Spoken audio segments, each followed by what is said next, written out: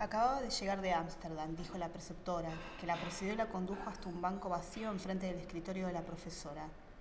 En lugar de sentarse inmediatamente, Felisa nos dedicó una mirada bien larga. No fue una mirada de superioridad, más bien de inquisición divertida. Pareció que iba a decir algo, pero en cambio la que habló fue otra vez la preceptora. Claramente la presencia de Felisa en esa aula de suburbio necesitaba más explicaciones. Acaba de perder a su mamá, dijo repitiéndose, como si Felisa no terminara de desprenderse de los eventos de su vida, como si hubiera dejado el cadáver de su madre en la puerta de entrada, o si hubiera bajado del avión en ese mismo instante. Ella giró un poco la cabeza y la miró directamente a los ojos, con esa mirada que yo pronto me entrenaría en sostener. La preceptora no pudo. Bajó los ojos, avergonzada, y se fue luchando con el paraguas que había traído para cruzar el patio. Con este fragmento de Las Poseídas, la novela de Bettina González, ya nos está diciendo unas cuantas cosas. Es decir, estamos en un colegio de señoritas, está contado en primera persona, y así sigue, y aparece la que va a ser la contrafigura de ese personaje que es la narradora de la historia, ¿no es cierto? Aparece Felisa, que sabemos que acaba de llegar de Ámsterdam, que es nueva en el colegio, que aparece a mitad de año además, y con muchas particularidades que va a hacer que sus compañeras tengan hacia ella una cierta resistencia. No solo las compañeras, creo que también las profesoras. Estamos hablando de un colegio religioso ubicado en el norte de la ciudad de Buenos Aires. Y son una zona muy acomodada y esos colegios religiosos son carísimos. Exactamente. Así que hasta ahí estamos ubicadas. La narradora y protagonista, que es María de la Cruz López, el apellido tal vez no demasiado ostentoso, porque en esos lugares los apellidos son otros. Justamente, es un contraste con el apellido de la compañera estelar, esta Marisol, que es una chica muy de la aristocracia porteña, ¿no? Entonces, exactamente. Ponerle un apellido más común a la Le narradora era deliberado. A propósito, para que se notara la diferencia, un poco la diferencia de clase con todas las compañeras. Sí, en un momento ella menciona que los padres la mandaban en ese colegio para ver si el roce con las chicas de más dinero le trae algún beneficio, ¿no? Conseguir un buen marido, alguna cosa de esas. Inmediatamente de esta presentación de ella, ocurre un incidente que a mí me gusta mucho, y me gusta mucho cómo está narrado, que es el que pasa en la clase de inglés. Clase de inglés donde las chicas están como uno está en esas clases, ¿no? Ya sea de inglés, de francés, de dibujo. Son un poco clases, por lo menos en mi época, a las que uno mucho no le daba importancia. Entonces, la profesora hace leer algo. Ella les hace leer un manual y entonces Felisa se pone de pie y dice, sin mirar, sin leer, de memoria, un texto clásico en un perfectísimo inglés. Con lo cual quedan todas paralizadas, inclusive los grupos, ahora vamos a comentar un poco los distintos grupos que inevitablemente se forman en un colegio, sobre todo si es un colegio de mujeres, y es los nombres además de esos grupos, ¿no? Estaba el grupo de las iniciadas, por ejemplo, y ahí está Marisol Arguibel, esta que decíamos, la que tiene aquel apellido. Vale aclarar que son iniciadas sexualmente. Claro, ¿no? Eso iba a decir. Lo que saben no es que es una iniciación en algún otro tipo de saber. Estando en un colegio de chicas, y estas chicas estaban en ¿qué? ¿Cuarto o quinto año? Sí, cuarto.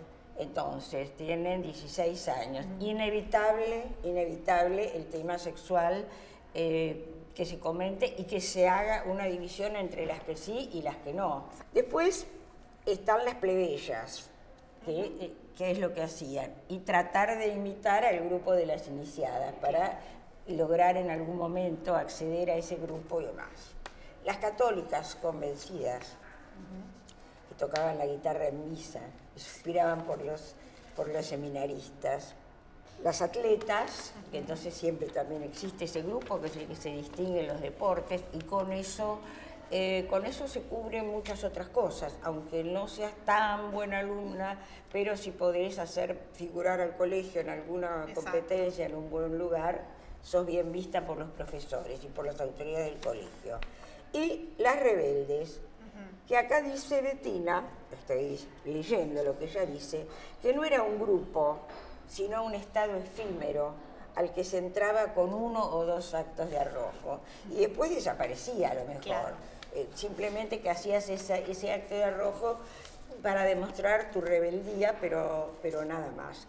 Bueno, va transcurriendo el libro con distintas anécdotas donde, por ejemplo, se produce el descubrimiento sexual de la protagonista, pero la relación entre Felisa y María de la Cruz, o la López, como le dicen, se va haciendo cada vez más intensa y finalmente esta chica, María de la Cruz, termina descubriendo qué es lo que en realidad le ha pasado a Felisa y la ha hecho porque esa suerte de impertinencia, esa suerte de demostrar superioridad y demás, tiene que ver con una coraza para presentarse a los demás y una defensa también, ¿no es cierto? Totalmente.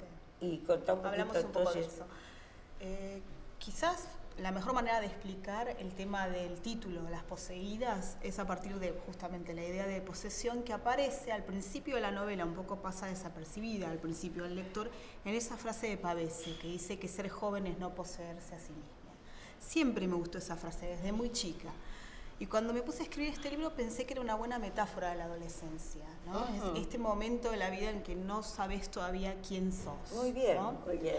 Entonces pensé, ¿qué pasa si en una novela hago esa frase o convierto esa frase en algo literario, no en una metáfora? Es decir, que haya una chica que realmente se siente poseída por otros, ¿no? Ese fue el origen del libro, es la frase de Pavese y esta idea de poner a una chica en el centro de esta historia que está poseída o se cree poseída por 2 espíritus. Una vez que decidí eso, ya la novela se disparó hacia otros lados, ¿no? Porque, claro, al tener a una poseída o una supuesta poseída en el centro de la narrativa, empecé a jugar con la narrativa gótica, ¿no? Entonces, y el gótico también fue una literatura del exceso.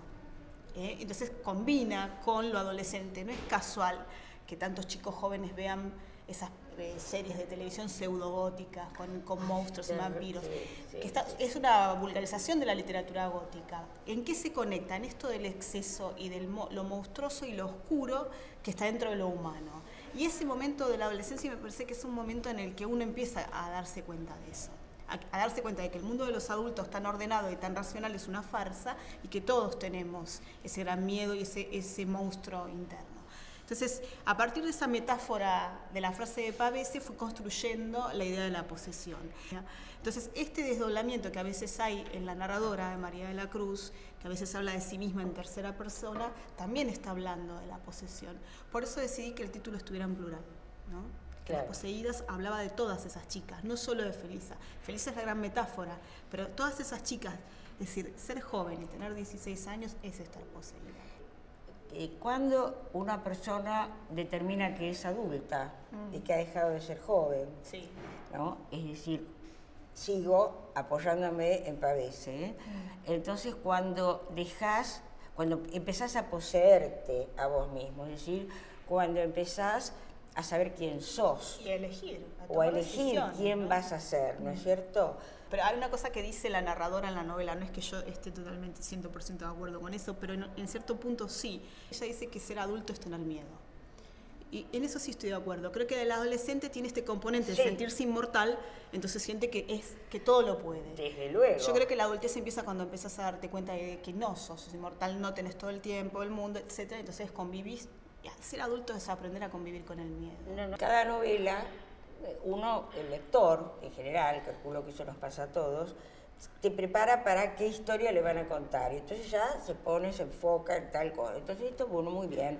Es una historia de chicas de un colegio y bueno, habrá amores, habrá odios, habrá iniciación sexual, veremos qué pasa yo. pero después se torna oscura. Y es verdad, o sea, que eso frustra esa predicción en algunos aspectos. Por ejemplo, no hay noviecitos en la novela. No. Que uno esperaría que el mundo de las claro, chicas... o que se contaran esas historias. No hay, o por lo menos no se narran esas historias. Porque pienso que la figura de la chica adolescente ya había sido muy trivializada en la cultura, en la literatura, ¿no? Se mueve esa figura en dos polos, dos estereotipos, el de Lolita, ¿no? La Lolita que el hombre va a venir a pervertir, o todo lo contrario, la chica de escuela católica que se sube la pollera y es súper iniciada en las cuestiones sexuales y no tiene nada de virgen ni de niña a ser corrompida. Bueno, la novela quería romper con esos estereotipos y mostrar lo complejo que es ser una chica adolescente. Pero justamente fue deliberado mantener la novela en un mundo claustrofóbicamente femenino, ¿no? Porque una de las cosas que me interesaba narrar eran las relaciones de alianza y de odio entre las chicas. Pero narrarlas con la intensidad con la que se viven a los 16 años, pero también considerando que una chica de 16 años es terriblemente inteligente y lúcida también. No está solamente pensando en cartitas de amor y en noviecitos como te plantean las novelas. Viste que hay una frase de Alejandra Pizarnik que habla de la comprensión, que comprender a alguien en un punto es clausurarlo. Entonces yo creo que lo que le pasa a María de la Cruz con Felisa es que se fascina, siente que tienen puntos en común, pero no termina de comprenderla del todo. Por eso hacia el final de la novela es como que habría casi una traición, ¿no? O sea, de María de la Cruz, o sea, no una traición, que elige el mundo de las chicas lindas, básicamente. No le alcanza a ella con lo que tiene para estar del lado de Felisa, para ser la rara, para, digamos, elegir ser la rara. Creo que Felisa está más allá de la comprensión de todas esas chicas. Sin embargo, sí es verdad que de la que más cerca está es de María de la Cruz y que algo comprende de Felisa. Y un poco lo va comprendiendo también el lector, que estos espíritus que supuestamente la poseen, en realidad aparecen en la vida de Felisa para protegerla de experiencias traumáticas que tuvo, ¿no? Durante su vida, especialmente durante la infancia. Por ejemplo, de la experiencia de emigrar a Inglaterra desde muy chica y no hablar la lengua, etcétera, y es cuando aparece el espíritu que habla en inglés, ¿no? Por ejemplo, ¿no? Entonces, eso se va comprendiendo en la novela. También la relación compleja que tenía con su madre, pero la novela es... yo quise que fuera así, que fuera una novela arrebatada y oscura, que no iluminara todas las zonas de la trama. Quería que hubiera cosas que quedaran en las sombras, ¿no? Dice López, no sé cómo fue para las demás, pero para mí conocer y desconocer a Felisa fue el comienzo de la vida verdadera. Es decir, a ver, que en realidad toda la relación con Felisa para López significó un aprendizaje. Claro, claro. Eso fue lo que vos quisiste. Por eso varios lectores me han preguntado si es una novela de iniciación. Yo creo que se puede leer como una novela de iniciación y la que es iniciada o la que aprende algo es la narradora, no Felisa. Felisa siempre permanece siendo un misterio para el lector, digamos. Hay unas partes de su vida que se iluminan, pero lo importante en la novela es María de la Cruz, lo que a María de la Cruz le pasa. Claro, muy buena reflexión. Gracias, Bettina. Gracias a vos, Nato.